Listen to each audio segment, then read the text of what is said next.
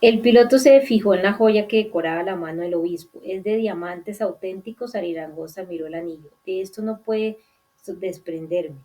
El piloto se encogió de hombros y miró al frente. Al obispo le invadió una sensación creciente de tristeza. Observó el anillo. Todo lo que representaba estaba a punto de perderse de todos modos. Tras una larga pausa, se lo quitó y lo dejó con cuidado en el panel de control. Salió de la cabina y regresó a su asiento. 15 segundos más tarde, notó que el piloto corregía ligeramente el rumbo y enfilaba más al norte. A pesar de todo, el momento de gloria de Langosta se estaba haciendo añicos. Todo había comenzado como una causa santa, un plan prodigiosamente diseñado. Ahora, como un castillo de naipes, todo se estaba desmoronando y no se veía el final por ninguna parte. Lando se da cuenta de que Sophie seguía afectada por el recuerdo del Hieros Gamos que había presenciado. A él, por su parte, le maravillaba haber oído algo así. Sophie había sido testigo del ritual completo, pero además su abuelo había sido el celebrante, el gran maestro del priorato de Sion, Leonardo da Vinci, Botticelli, Isaac Newton, Víctor Hugo, Jan Kotek y Jacques Sanuel. No sé qué otra cosa te puede decir, le susurró Landon con dulzura. Los ojos de Sophie tenían un tono verde oscuro y estaban llorosos. Me crió como si fuera su propia hija. Landon se da cuenta de la emoción que había ido aflorando a su rostro mientras hablaba y que no era otra cosa que remordimiento, un remordimiento profundo que venía de lejos. Sophie Neveu había despreciado a su abuelo y ahora lo veía bajo una nueva luz. En el exterior el amanecer avanzaba deprisa y su resplandor rojizo se llevaba a otra parte el manto estrellado de la noche. Por debajo la tierra aún estaba a oscuras. Vituallas, queridos míos, Tevin se unió a ellos haciéndoles una reverencia y puso sobre la mesa unas latas de Coca-Cola y un paquete de galletas saladas, disculpándose por lo parco del desayuno. Nuestro amigo el monje todavía no ha cantado, dijo en tono alegre, pero hay que darle tiempo. Le dio un bocado a una galleta y miró el poema. Bueno, encanto, ¿alguna pista? Miró a Sophie. ¿Qué ha intentado deciros tu abuelo? ¿Dónde diablos está esa lápida? Lápida por templarios venerada. Sophie negó con la cabeza y no dijo nada. Tevin volvía a sumergirse en la lectura de aquellos versos y Landon abrió una lata de Coca-Cola y miró por la ventanilla, con la mente llena de imágenes de rituales secretos y códigos sin descifrar. Lápida por templarios venerada. Es la llave. La bebida estaba caliente.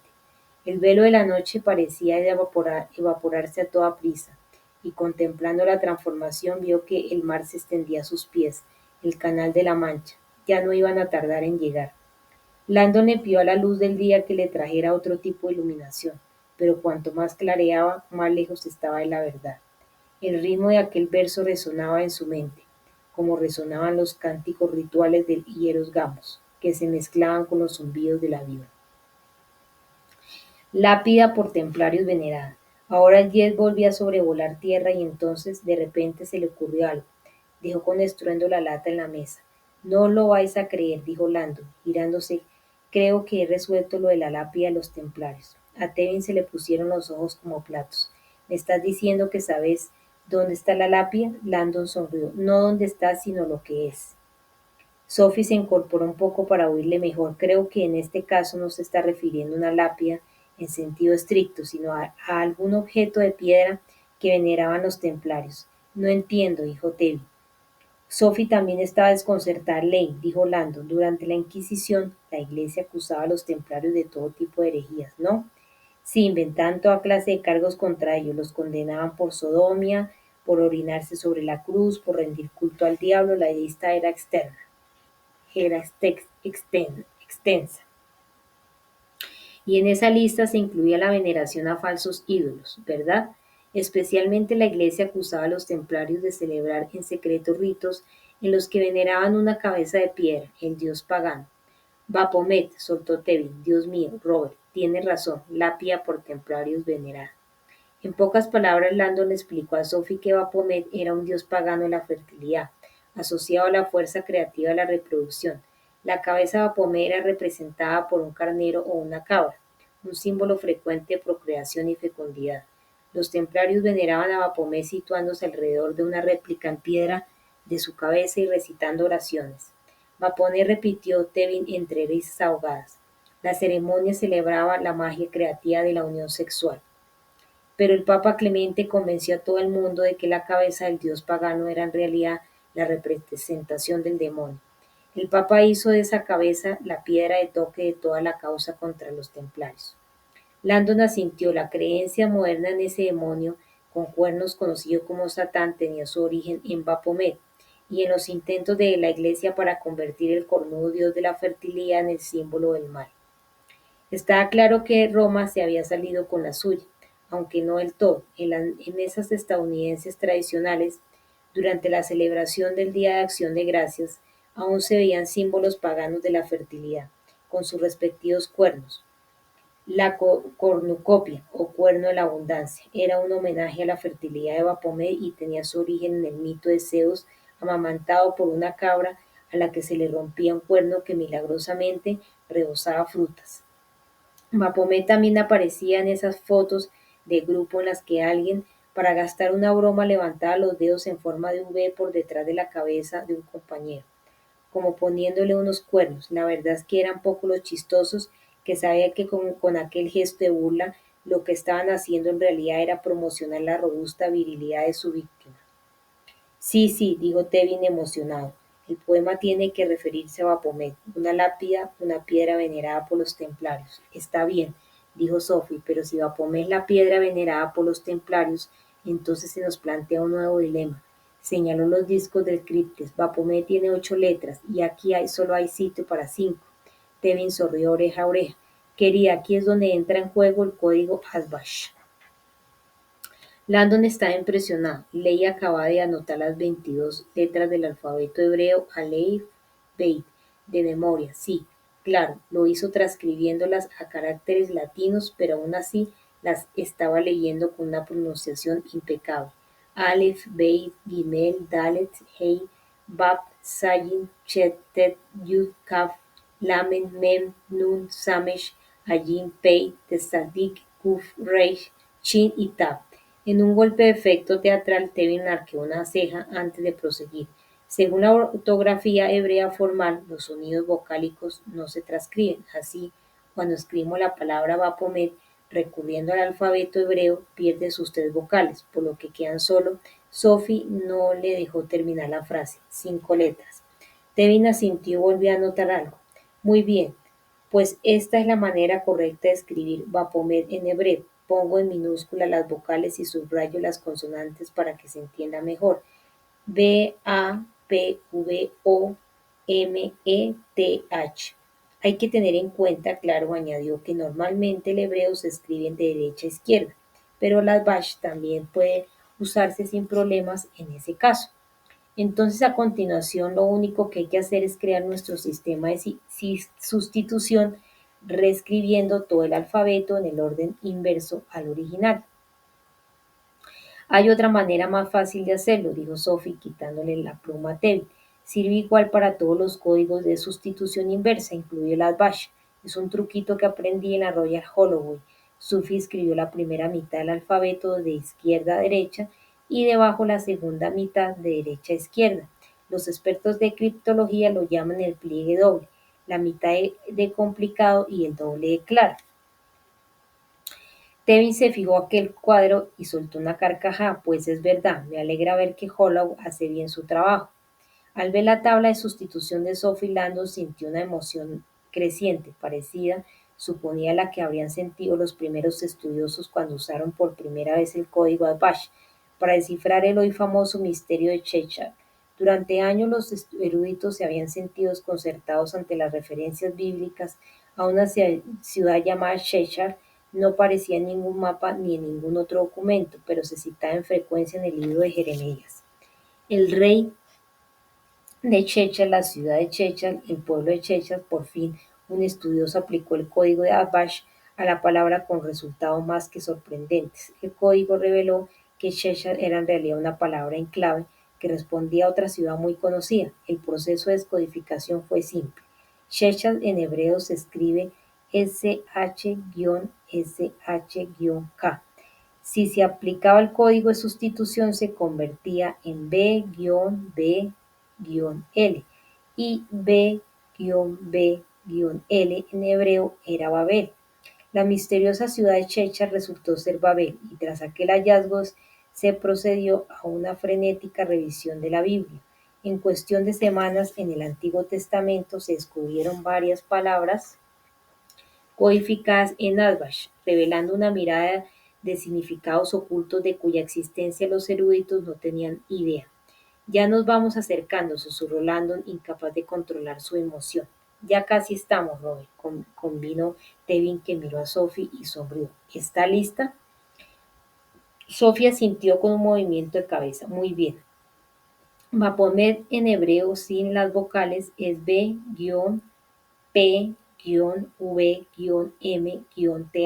Ahora, simplemente le aplicamos la tabla de sustitución Ashbash para traducir las letras y obtener nuestra contraseña de 5 letras. A Landon el corazón le latía con fuerza. B-P-V-M-TH. El sol empezaba a entrar por las ventanillas. Se concentró en las casillas de la sustitución de Sophie y despacio fue haciendo la conversión. La B es la CH, la P es la V. Tevin sonreía como un niño con zapatos nuevos. Y el código Ashbash revela que se detuvo en seco. Dios mío, se puso lívido. Landon dio un respingo. ¿Qué pasa? Preguntó Sophie. No lo vas a creer. Tevin miró a Sophie y menos usted. ¿Por qué? Muy ingenioso, susurró ingeniosísimo señor Sirley. Anotó unas letras en el papel. Redoble de tambores, por favor. Aquí tenéis la contraseña, dijo mostrándoles las letras que acaba de escribir. SH-V-P-I-A. Sophie frunció el ceño. ¿Qué es esto? Landon tampoco lo reconoció. La voz de Tevin temblaba de emoción. Esta, amigos míos, es en realidad una antigua palabra de sabiduría. Palabra sabia antigua. Landon volvió a leer las letras. Palabra sabia antigua, el pergamino abre. Tardó solo un instante en entenderlo. No se esperaba algo así. Palabra sabia antigua. Sí, literalmente, además, dijo Tevin riéndose. Sophie miró un momento la palabra y se fijó en los discos del criptes. Al momento se dio cuenta de que Landon y Tevin habían pasado por alto un pequeño detalle.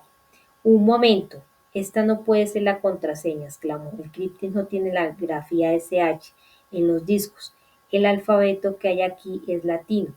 Lee la palabra, le instó Landon. Ten en cuenta un par de cosas. En hebreo la grafía SH puede pronunciarse como S, dependiendo del acento, igual que la P, que puede pronunciarse F. SVFIYA,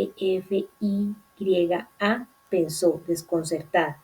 Pero qué genio, añadió Tevin. La letra VAV suele ir acompañada del sonido O. Sophie volvió a consultar aquellas letras e intentó pronunciarlas. SOFIYA. Se oyó decir la palabra y casi no podía creer lo que acababa de salir de su boca. Sofía. ¿Se lee así?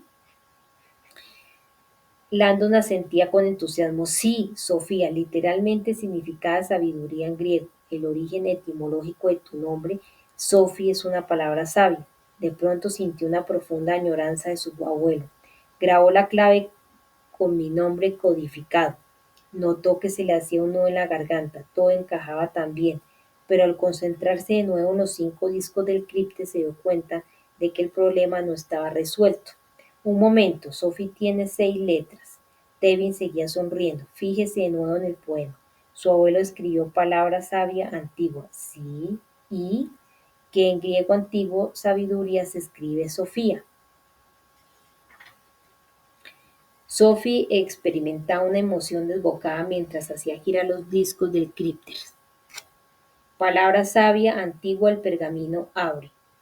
Parecía que Landon y Tevin la miraban sin respirar. S-O-F, cuidado, le rogó Tevin, con mucho cuidado. I-A. Sophie alineó el último disco. Bien, dijo mirando a sus compañeros. Voy a intentar separarlo. No te olvides del vinagre, susurró Landon con una mezcla de temor y excitación. Cuidado. Sophie sabía que si aquel criptis era como lo que había abierto durante su infancia, lo único que tenía que hacer era sujetarlo por los dos extremos y tirar de ellos suavemente. Si los discos estaban correctamente alineados con la contraseña adecuada, uno de los dos lados se desprendería, como el objetivo de una cámara fotográfica, y podría acceder al interior y extraer el documento de papiro enrollado, envuelto alrededor de un tubo de vinagre. Pero si la contraseña que habían introducido era incorrecta, la fuerza externa que aplicaría Sophie a los extremos iría a pasar a un mecanismo interior que ejercería presión sobre el tubo de cristal, llegando a romperlo si se apretaba con demasiada fuerza. Tira con cuidado, se dijo a sí misma. Tevin y Landon se echaron hacia adelante mientras Sophie sujetaba los dos extremos del cilindro. Con la emoción de descifrar la contraseña, casi se había olvidado de lo que esperaban encontrar en su interior. Es la clave del priorato. Según Tevin, contenía un mapa que les conduciría hasta el Santo Grial, que les revelaría el lugar donde se encontraba la tumba de María Magdalena y el tesoro del Sangreal. La verdad secreta más importante que quedaba por desentrañar. Con aquel cilindro de piedra entre las manos, Sophie volvió a comprobar que todas las letras estuvieran correctamente alineadas en relación con el indicador. Entonces, muy despacio tiró de los extremos, nada. Aplicó algo más de fuerza, de pronto la piedra se separó en dos como un telescopio bien engrasado. La pieza suelta se le quedó en la mano. Landon y Tevin estuvieron a punto de ponerse de pie de un salto. A Sophie el corazón le latía cada vez más deprisa. Dejó la pieza suelta sobre la mesa e inclinó un poco el cilindro para ver en su interior un rollo de papel.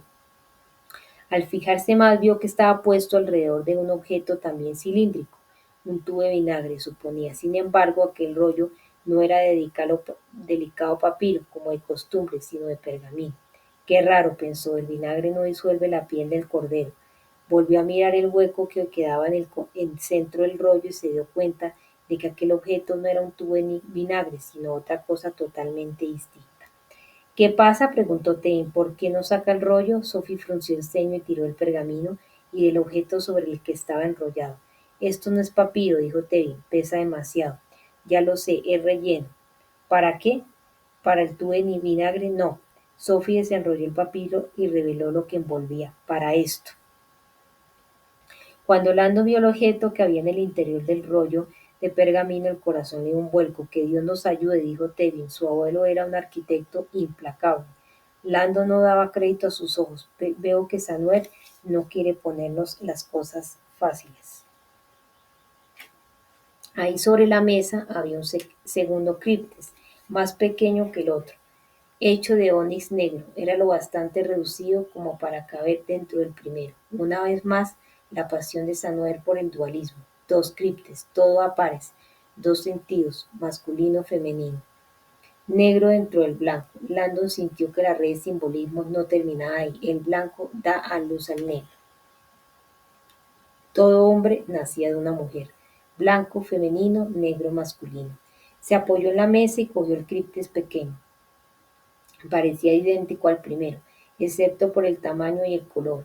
Al moverlo oyó el mismo borboteo de antes. Al parecer, el tubo de vinagre estaba metido dentro de ese segundo criptes. Bueno, Robert, dijo Tevin alargándole el pergamino, al menos te alegrará saber que volamos en la dirección correcta.